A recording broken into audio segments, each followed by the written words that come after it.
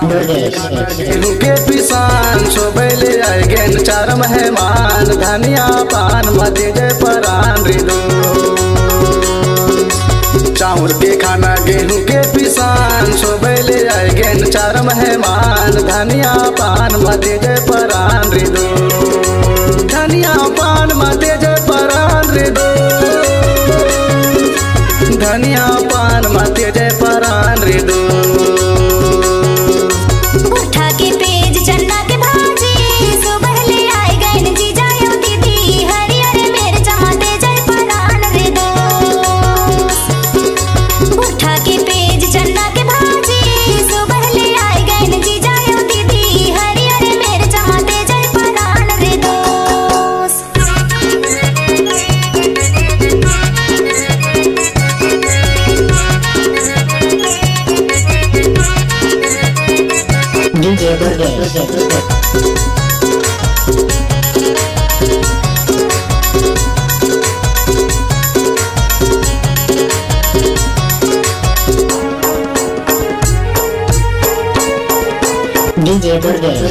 बांधेला बनिया भरेला पानी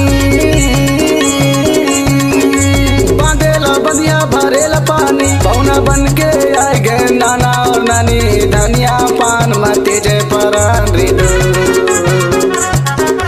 चाउर के खाना गेहूं के पिसान सोबैले आए गए चार मेहमान धनिया पान मते जय परान रिदो चाउर के खाना गेहूं के पिसान सोबैले आए गेन चार मेहमान धनिया पान मते जय परान रिदो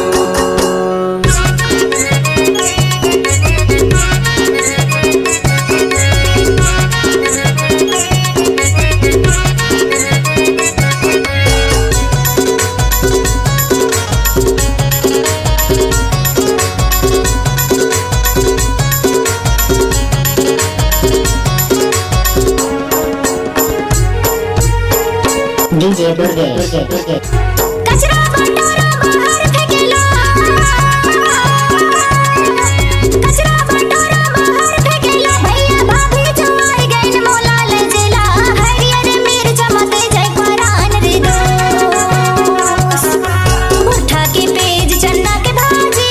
सुबह ले आए गइल जीजा यो दीदी हरियर मिर्च मते जय परान रिदो उठा के पेज चन्ना के